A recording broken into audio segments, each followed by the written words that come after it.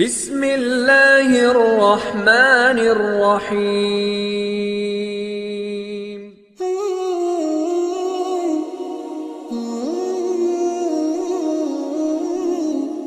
ഒരു സൂഫിയും സാധാരണ മനുഷ്യനും തമ്മിലുള്ള വ്യത്യാസം എന്താണ്?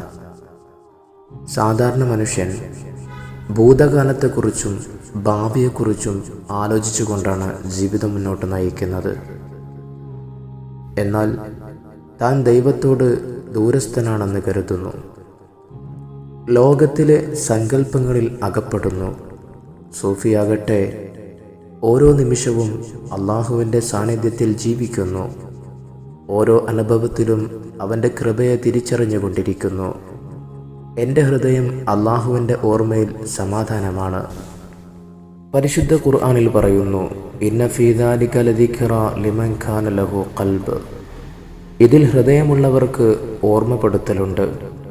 സൂഫികൾക്ക് ഹൃദയമുള്ളവർ എന്ന് പറഞ്ഞാൽ ഹൃദയം ശുദ്ധീകരിച്ചവരെയും സത്യത്തെ നേരിട്ട് കാണുന്നവരെയും ഉദ്ദേശിച്ചാണ്.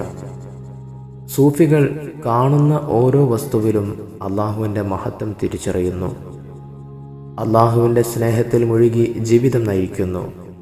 ലോകത്തിൻ്റെ ഉപാധികളിൽ കുടുങ്ങാതെ സത്യത്തേക്കായി യാത്ര ചെയ്യുന്നു.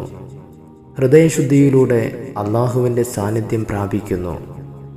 സൂഫികൾ അള്ളാഹുവിനെ സർവ്വസൃഷ്ടികളിലും കണ്ടെത്തുന്നത് അവരുടെ ആന്തരിക ജ്ഞാനവും ആത്മീയ പരിശീലനവുമാണ്.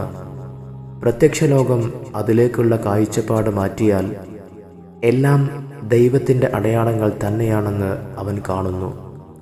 അവരോട് നിങ്ങൾക്ക് അള്ളാഹു എവിടെയാണ് എന്ന് ചോദിച്ചാൽ അവരുത്തരം പറയും, എവിടെയുമല്ല, എല്ലായിടത്തും. അള്ളാഹുവെ, നിന്നെ സകലത്തിലും കാണുന്നവരിൽ ഞങ്ങൾ ഉൾപ്പെടുത്തി അനുഗ്രഹിക്കണേ. റബ്ബന ആതിന ഫിദ്ദുനിയ ഹസന വഫിൽ ആഖിറതി ഹസനതൻ വഖിന അദാബന്നാർ. അസ്സലാമു അലൈക്കും വറഹ്മത്തുള്ളാഹി വബറകാതുഹു. സ്വല്ലല്ലാഹു അലാ മുഹമ്മദ് സ്വല്ലല്ലാഹു